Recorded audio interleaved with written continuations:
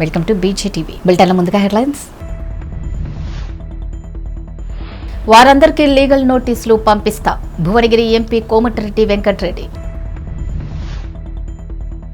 తెలంగాణలో నేడు పలు జిల్లాలలో కుంభవృష్టి, ప్రభుత్వానికి ఎన్డీఆర్ఎఫ్ బృందాలకు సమాచారం ఇచ్చిన వాతావరణ శాఖ. తల్లి బిడ్డలను చూసి కాన్వాయ్ ఆపి కిందకు దిగిన సీఎం జగన్, అక్కడికక్కడే కలెక్టర్కు ఆదేశాలు. కుప్పం నా సొంత నియోజకవర్గంతో సమానం, AP CM YS Jagan. Munugode MLA Komatireddy Rajagopal Reddy Congress పార్టీకి రాజీనామా చేసిన నేపథ్యంలో ఆయన సోదరుడు వెంకటరెడ్డి కూడా పార్టీ మారబోతున్నారంటూ జోరుగా ప్రచారం జరుగుతోంది. దీనిపై భువనగిరి ఎంపీ కోమటిరెడ్డి వెంకటరెడ్డి తీవ్రంగా స్పందించారు. అలాంటి ప్రచారం చేస్తున్న వారిపై చట్టపరంగా చర్యలు తీసుకుంటానని, వారికి లీగల్ నోటీసులు పంపిస్తానని హెచ్చరించారు.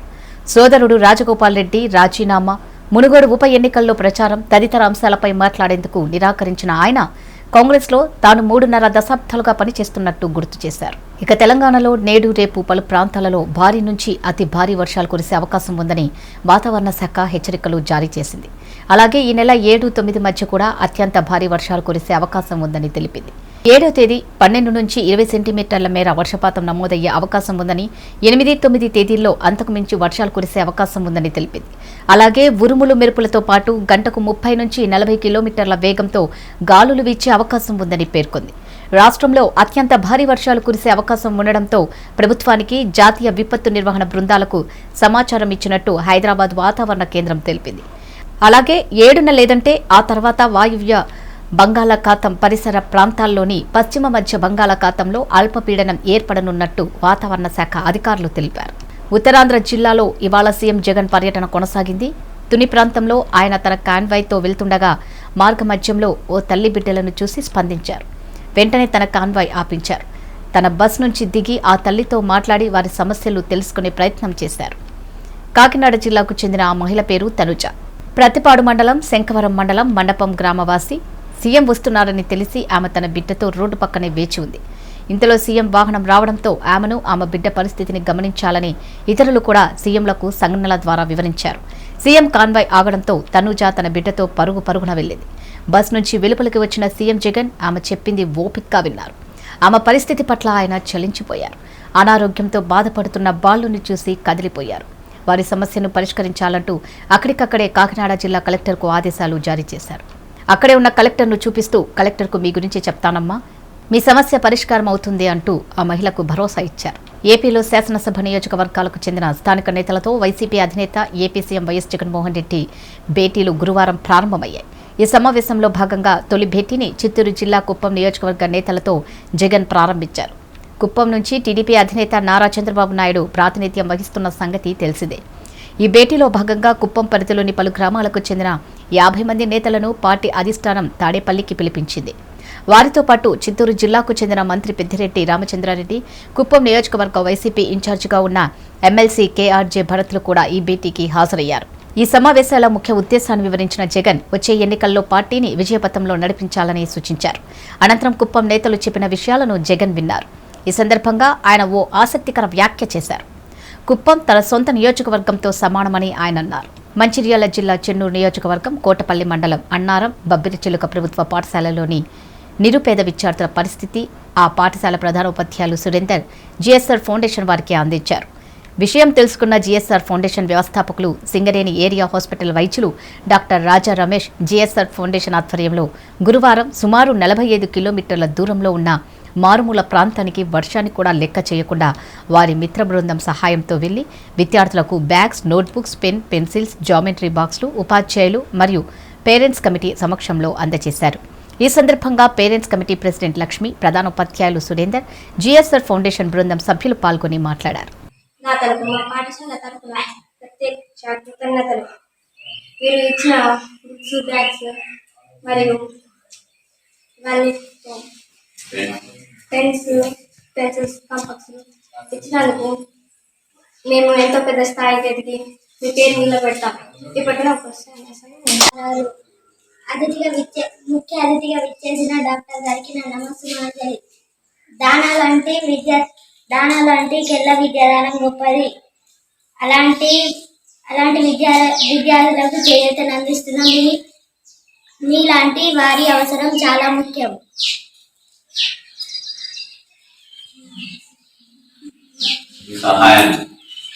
మీ సహాయ సహకారాలను మేము ఎన్నటికీ మరవము. ముందు ముందు మీ సహకారాన్ని అందించుకోవాలని కోరుకుంటూ కృతజ్ఞతలు తీసుకుంటున్నాను. గారి ఉద్దేశం అంటే డాక్టర్ రాజరమేష్ గారి ఉద్దేశం ఒకటే, పేద పిల్లలు మంచి భవిష్యత్తులో చదువుకొని బాగుపడాలని ఆలోచనతో మేమందరం ఏదో ఉన్నోళ్ళం కాదు, మాకు పెద్దగా ఆస్తుపాస్తులు ఏమి లేవు. ఆయన ఉద్దేశం ఉన్న దాంట్లో సాయం చేయడం, సాయం చేసి మనకన్నా గొప్ప వాళ్ళని చేయడానికి. మేము పెద్ద చదువుకున్న వాళ్ళం కూడా కాదు. మీ పిల్లలందరూ ఏంటంటే మనస్పర్ధలు అనేది పెంచిపోతాను. దయచేసి చదువు కన్నా గొప్ప ఆస్తి ఏమీ లేదు, చదువును మించిన ఆస్తి ఎక్కడ లేదు. చదువుకున్నారు అంటే వెనుకవాడైనా మన కాడికి రావాలి, లేదా పెద్దవాడైనా మన కాడికి రావాలి.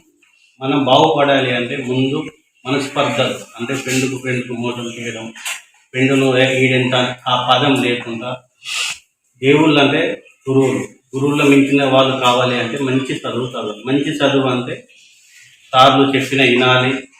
మీ చదువును బట్టి మాలాంటి సమస్యలు ఎంతోమంది ముందుకు వచ్చి మీ సాయం చేస్తారు.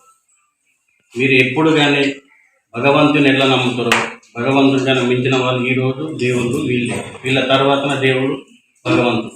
దయచేసి అందరూ చదువుకొని ఈ మనస్పర్ధలు లేకుండా చల్లగా ఉండాలని మా తరఫున, మా డాక్టర్ రమేష్ గారు తరఫున, మా మిత్ర బృందం తరఫున అందరికీ గౌరవమైనటువంటి మన ప్రజలందరూ త్వరగా చక్కగా మాట్లాడారు. లక్ష్మీ గారు కానీ, మన రామరెడ్డి సార్ గారు కానీ, మన రాజేంద్ర సార్ గారు కానీ, మనలో మనం చూస్తున్నట్లయితే మన చుట్టుపక్కల చాలా మంది ఎంతో డబ్బున్న వారు ఉంటారు. కానీ ఆ ఉన్నవారిలో దానం చేయాలంటే పక్క వారి యొక్క అవసరాన్ని గుర్తెరిగి ఇచ్చేవారు ఎంతమంది అని మనం చూస్తే మనకి చాలా తక్కువ మంది కనిపిస్తారు. అలాంటి తక్కువ మందిలో మనకి మన డాక్టర్ రాజా రమేష్ గారు ఒకరు. సో అంతటి చక్కటి గుణాన్ని కలిగి ఉన్నటువంటి రాజా రమేష్ గారికి మన ప్రార్థనతో వందనాలు చెప్తూ, మరి ఇవ్వడం అనేది ఒక మంచి ఉద్దేశంతో మళ్ళీ ఎవరికి ఇవ్వాలి, ఎవరికైతే నీడెడ్ ఉంటుందో, ఎవరికైతే అవసరం ఉంటుందో వారికి ఇవ్వాలనేటువంటి ఉద్దేశంతో ఇంత దూరమైనా వచ్చి మన చిన్నారులకి ఇవ్వడానికి ముందుకొచ్చిండ్రు. ముందుకొచ్చినందుకు వారందరికీ వందనాలు. సో కాబట్టి ఇంత దూరం వచ్చి మీకున్నటువంటి ప్రాబ్లమ్స్ చాలా మంది గత నెల రోజులు చెప్తున్నాను, పిల్లలకి బుక్స్ కొనుక్కుంటాను, ఇంకా కొందరు కొనుక్కోలేదు. మా పిల్లలకి చాలా మందికి బ్యాగ్స్ లేవు. వర్షం వస్తే సార్ బుక్స్ ఎట్లా పట్టుకోవాలి, ఇక్కడనే పెట్టుకుంటారు స్కూల్లో. దీన్ని ఎలాగైనా అధిగమించాలని ఆలోచించి ఏం చేయాలని చాలా మంది కొందరిని పెద్దల్ని సంప్రదించాలి, కొందరు ఫ్రెండ్స్ని సంప్రదించాలి. సో సంప్రదించినప్పుడు ఫ్రెండ్ ద్వారా మళ్ళీ ఆ ఫ్రెండ్కి తెలిసినటువంటి ఇంకో ఫ్రెండ్ ద్వారా మనకి ఈ ఆర్గనైజేషన్ వాళ్ళు డిస్ట్రిబ్యూట్ చేస్తారంటే వీళ్ళని కాంటాక్ట్ చేసి మనం వాళ్ళకి తీసుకొచ్చినాం. మనం కోరగానే వీళ్ళు ఇంత దూరం వచ్చి ఇవ్వడానికి ఒప్పుకున్నారు. అంతటి మంచి మనసు ఉన్నటువంటి వ్యక్తులు వీళ్ళు. కాబట్టి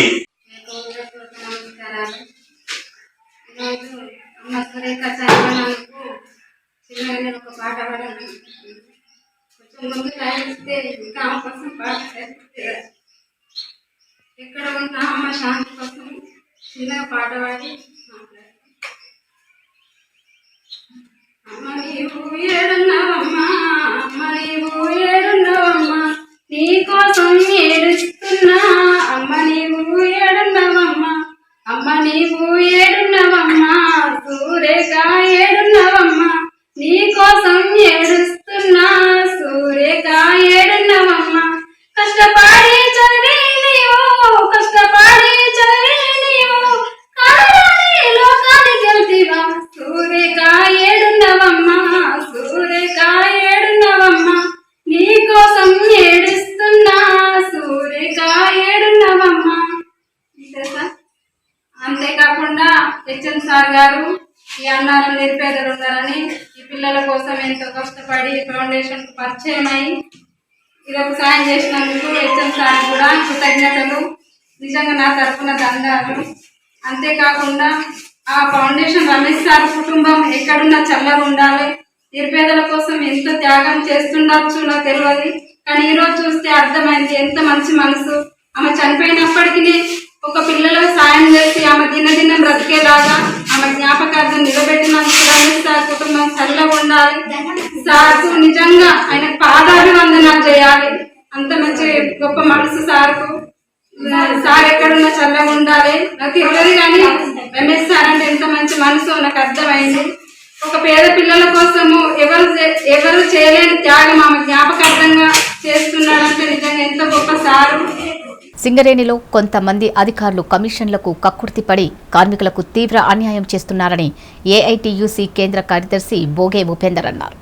ఏఐటీయూసీ ఆధ్వర్యంలో ధర్నా చేసి అనంతరం ఏరియా SO2 GM గుప్తాకు వినతి పత్రం ఇచ్చారు.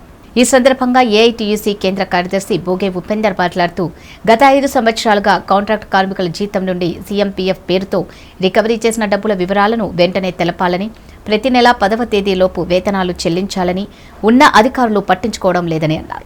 కొంతమంది సింగరేణి అధికారులు కమిషన్లకు అలవాటు పడి కార్మికులకు తీవ్రమైన అన్యాయం చేస్తున్నారని అన్నారు.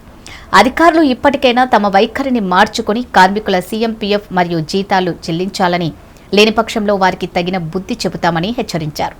జీవో నెంబర్ 22 ప్రకారం వేతనాలు ఇవ్వాలని, ఖాళీగా ఉన్న క్వార్టర్లను కాంట్రాక్ట్ కార్మికులకు కేటాయించాలని డిమాండ్ చేశారు. పక్షంలో మరి రేపు డ్యూటీ పోయేటి బస్సులన్నీ కూడా ఆపుతామని కూడా ఈ సందర్భంగా హెచ్చరిస్తున్నాం. ఇంకొక విషయం ఏంటంటే గోలేటి CHP లో కూడా మరి కాంట్రాక్ట్ కార్మికులతో పాటు మనకు వినాయక ట్రాన్స్పోర్ట్ కానివ్వండి, లేపాక్షి ట్రాన్స్పోర్ట్ కానివ్వండి, డ్రైవర్లు, లోడర్లు అనే కాంట్రాక్ట్ కార్మికులు పనిచేస్తారు. వాళ్ళని కూడా మరి వాళ్ళ ఏజెన్సీలు కాంట్రాక్టర్లు అందరూ కూడా గత 2 సంవత్సరాల నుంచి EPF పేరుతో వాళ్ళ జీతంలోకి వెళ్ళి రికవరీ చేసిండ్రు. ఆ డబ్బులు 2 సంవత్సరాల నుంచి అటు కాంట్రాక్టర్ లెక్క చెప్పడం లేదు, ఇటు మరి DGM ఉంటాడు. ఆ DGM కి 2 సార్లు రాతపూర్వకంగా ఇచ్చినా కూడా ఆయనకు కూడా సోయి లేదంటే మరి ఆయన ఏం పని చేస్తుందో ఒక్కసారి ఆయన అర్థం చేసుకోవాలని కోరుతున్నాం. ఖచ్చితంగా ఇప్పుడు రాబోయే రోజులలో కార్మిక సంఘాలని కార్మికులందరినీ కూడా ఐక్యం చేసి ఇటు కాంట్రాక్ట్ కార్మికులకు ఏదైతే గత 5 సంవత్సరాల నుంచి రాసిన ఈ CMPF స్లిప్పులు ఉన్నాయో, అలాగే మరి ఇక్కడ ఈ CHP లో పనిచేసిన డ్రైవర్ సోదరులు ఎవరున్నారో వాళ్ళందరూ కూడా ఈ CMPF వెంటనే చెల్లించాలని, వాళ్ళ వివరాలతో ఉన్న స్లిప్పులు ఇవ్వాలని ప్రధానంగా డిమాండ్ చేస్తున్నాం. లేని పక్షంలో పెద్ద ఎత్తున ఉద్యమం ఉంటుంది కూడా తెలియజేస్తున్నాం. సింగరేణిలో ఖాళీగా కోటాలు ఉంటాయి, కానీ ఆ కోటాలు సింగరేణి కార్మికులకో, రిటైర్ కార్మికులకో, సెక్యూరిటీ గార్డులకో, లేకుంటే కాంట్రాక్ట్ కార్మికులకో, సింగరేణికి సంబంధం ఉన్న వ్యక్తులకు ఇస్తే దానికి ఒక అర్థం ఉంటుంది. కానీ ఈ రోజు మరి సింగరేణి సంస్థ ఎట్లుందంటే సింగరేణికి సంబంధం లేని వాళ్లకు వాళ్ళు ఇచ్చే కమిషన్లకు అలవాటు పడి ఈ రోజు వాళ్ళ కోటర్లు ఇచ్చి కార్మికులందరినీ కూడా చిన్న చిన్న జీతం ఉండే కార్మికులందరూ కూడా బయట కిరాయింటాడు. ఇది చాలా అత్యంతమైన బాధాకరమైన విషయం. ఇప్పటికైనా మరి మేనేజ్మెంట్ ఈ ఖాళీగా ఉన్న కోటర్లు ఏదైతే సింగరేణి కోటర్లు ఉన్నాయో అవన్నీ కూడా బేషరతుగా కాంట్రాక్ట్ కార్మికులకు ఇవ్వాలని ప్రధానంగా డిమాండ్ చేస్తున్నాం. అలాగే మరి 2013 నుంచి కూడా హై పవర్ కమిటీ వేతనాలు చెల్లించాలని ఉంది. కనీసం మరి గెలిచిన సంఘం కానివ్వండి, మేనేజ్మెంట్, రాష్ట్ర ప్రభుత్వం అసలు దాన్ని ఊసెత్తడం లేదు. మరి ఆ పెండింగ్ ఏదైతుందో కోల్ ఇండియాలో అగ్రిమెంట్ చేయడం అంటే ఆ అగ్రిమెంట్ కూడా అమలు చేసిన బాధ్యత ఈ రోజు మన దగ్గర ఉన్నది. అలాగే మరి ఈ దేశంలో అత్యున్నత న్యాయస్థానం సుప్రీంకోర్టు ఉంటుంది. ఎక్కడ ఏం జరిగినా కూడా సుప్రీంకోర్టు తీర్పు అమలు చేస్తారు. కానీ మన దౌర్భాగ్యమైన పరిస్థితి ఎట్లుందంటే సుప్రీంకోర్టు సమాన పనికి సమాన వేతనం అని చెప్పింది, 8 గంటల పని విధానం కల్పించాలని చెప్పింది. సరే 8 గంటల పని విధానం అంటే కాంట్రాక్ట్ కార్మికులు 8 గంటల పని విధానం చేస్తారు, కానీ ఇక్కడ డ్రైవర్ సోదరులు ఉంటారు, వాళ్ళు 24 గంటలు డ్యూటీ చేస్తారు. అక్కడ కనీసం 10 గంటలు కూడా అమలు చేస్తలేరు. ఇక్కడ సుప్రీంకోర్టు కూడా అమలు చేయాలని పరిస్థితి ఉంది కాబట్టి దాన్ని కూడా అమలు చేయాలని ప్రధానంగా డిమాండ్ చేస్తున్నాం. మరి అక్కడక్కడ మైన్స్లలో కానివ్వండి, లేకపోతే CHP వేరే మైన్స్లలో క్యాంటీన్లో కొంచెం ఇబ్బంది అవుతుంది. ఏదైతే పర్మనెంట్ కాంట్రాక్ట్ పల్నాడు జిల్లా కారంపూడి మండలం ఒప్పిచెర్ల గ్రామంలో Sri Lakshmi Durga veg non veg biryani hotel ఓపెనింగ్కి విచ్చేసిన ముఖ్య అతిథి ప్రభుత్వ విప్ పిన్నెల్లి రామకృష్ణారెడ్డి తన తమ్ముడు పిన్నెల్లి వెంకటరామిరెడ్డి రిబ్బన్ కట్ చేశారు. అలాగే ఎంపీపీ మేకల శారదా శ్రీనివాసరెడ్డి, చిలుకూరి చంద్రశేఖర్ రెడ్డి పాల్గొన్నారు. పిన్నెల్లి వెంకటరామిరెడ్డి వచ్చి మా షాప్ ఓపెన్ చేసినందుకు మాకు చాలా సంతోషంగా ఉందని బిర్యానీ పాయింట్ యజమాని శంకర్ తెలిపారు.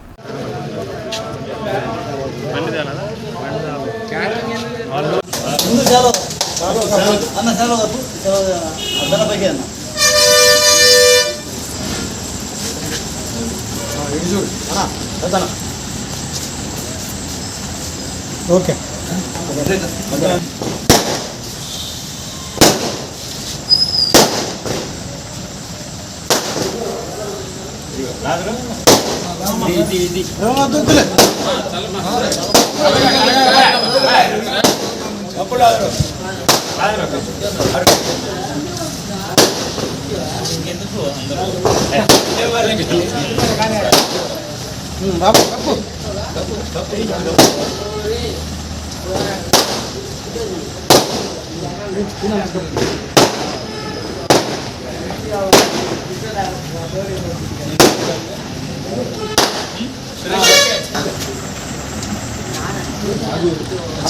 మహబూబాద్ జిల్లా కలెక్టర్ కార్యాలయంలో ఆజాదీ కా అమృత్ మహోత్సవ్ సందర్భంగా జాతీయ సమైక్యత ప్రతిజ్ఞను ప్రారంభించిన జిల్లా కలెక్టర్ కె శశాంక.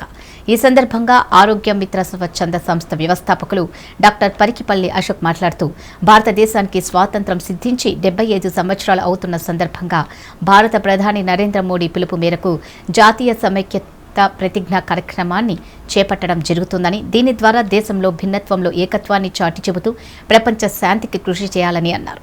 ఈ జాతీయ సమైక్యత ప్రతిజ్ఞను జిల్లాలోని అన్ని ప్రభుత్వ కార్యాలయాలు, పాఠశాలలో చేపట్టారు.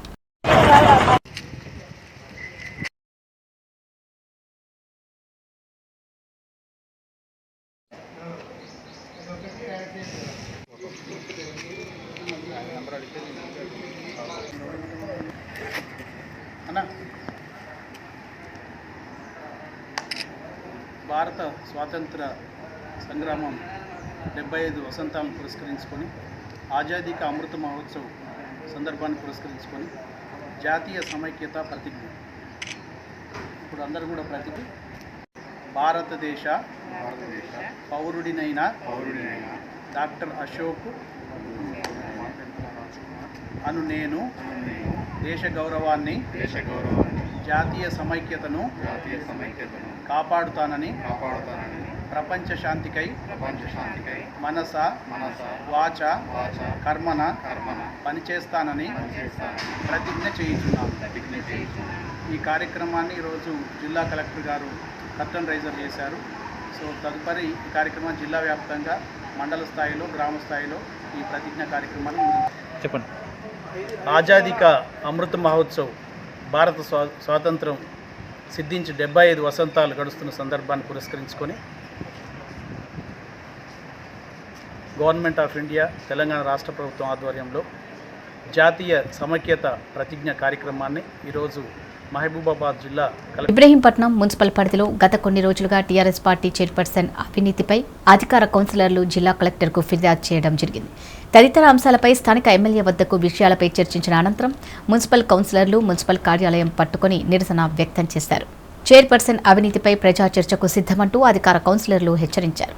మున్సిపల్ చైర్పర్సన్ని వెంటనే సస్పెండ్ చేయాలని, అవినీతిపై చర్యలు తీసుకోవాలంటూ ఆగ్రహం వ్యక్తపరిచారు.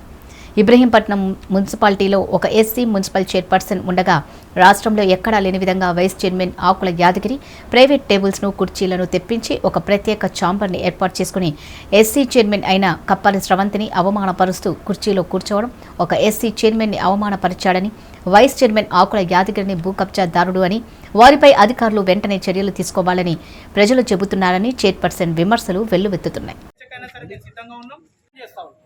మా అవినీతి ఆమె బయట పెడతానని చెప్పేసి అంటుగా రమ్మని చెప్పండి. ఆమె అవినీతి అయినా సరే ఇబ్రహీంపట్నం ప్రజల ముంగట మేము తీర్చుతాము.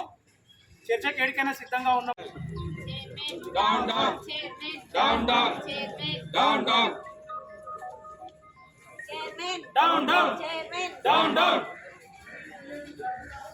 వెంటనే అవినీతి పర్రాలైనటువంటి చైర్మన్ వెంటనే, అవినీతి పర్రాలైనటువంటి చైర్మన్ వెంటనే, కౌన్సిల్ సభ్యులను అగౌరవపరిచే చైర్మన్ వెంటనే, అవినీతిపై కలెక్టర్ గారు వెంటనే స్పందించాలి. అవినీతిపై కలెక్టర్ గారు వెంటనే, అవినీతిపై కలెక్టర్ గారు వెంటనే, అవినీతిపై కలెక్టర్ గారు వెంటనే. జై తెలంగాణ. అభివృద్ధికి అడ్డంకు తగిలిన చైర్మన్ వెంటనే రాజీనామా, అభివృద్ధికి అడ్డంకుగా మారిన చైర్మన్ వెంటనే, అభివృద్ధికి అడ్డంకుగా మారిన చైర్మన్ వెంటనే. చైర్మన్ చైర్మన్ చైర్మన్ చైర్మన్ ఎందుకు వస్తలేదా అన్న?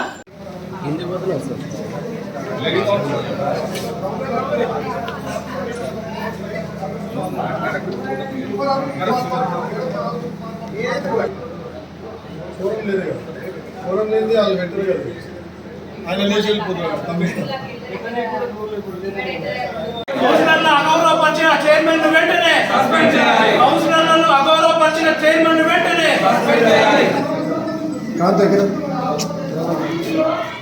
మాకొద్దు మాకొద్దు చైర్మన్ మాకొద్దు మాకొద్దు మాకొద్దు. మేడం గారు సీట్లో కూర్చొని ప్రెస్ మీట్ పెట్టి కొందరు కౌన్సిలర్లు అవినీతి చేసిరని మేడం అంటారు. అంటే దీనికి ఏం జరుగుతుందో లిబ్రేపట్నం మున్సిపాలిటీలో చెప్పండి నాకు. ఇవాళ మీటింగ్ క్యాన్సిల్ కావడానికి కమిషనర్ గారు మీతో కమిట్మెంట్. వనస్థలిపురం ఏరియా దవాఖానలో దారుణం చోటు చేసుకుంది. వైద్యులు సిబ్బంది నిర్లక్ష్యంతో ఓ మగ శిశువు మృతి చెందింది. బాధితులు దవాఖానలో ఆందోళన చేపట్టారు. నల్గొండ జిల్లా నాగార్జున సాగర్ ఎర్రచెరువు తండాకు చెందిన వర్త్యా రామదాస్ సరిత దంపతులు హస్తినాపురం డివిజన్ నందనవనంలో నివాసం ఉంటున్నారు. సరిత 3వ బిడ్డకు జన్మనిచ్చేందుకు వనస్థలిపురం ఏరియా ఆసుపత్రికి వచ్చింది. గర్భం దాల్చినప్పటి నుంచి అదే ఆసుపత్రిలో చూపించుకుంటుంది. గురువారం ప్రసవం చేస్తాం రావాలని డాక్టర్లు చెప్పడంతో సరిత ఆసుపత్రిలో అడ్మిట్ అయింది.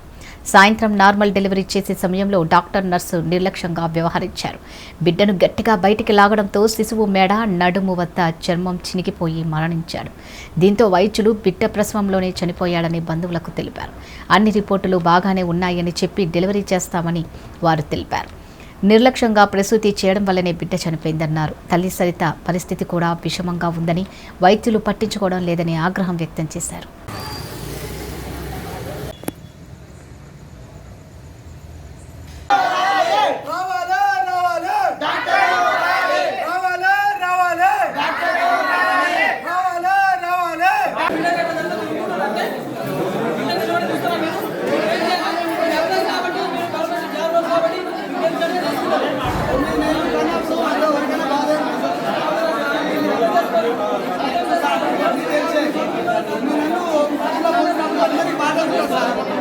అందరి బాధ ఉంటుంది. కొన్ని నెలలు కట్టుకోవాల్సినప్పుడు అందరి బాధ ఉంటుంది సార్. వారాలు 2000 అవుతున్నాయి. వారాలు 2000 అవుతున్నాయి. ఎవరికైనా బాధ అనిపిస్తుంది. మీకు కూడా అంతే ఉంటుంది సార్.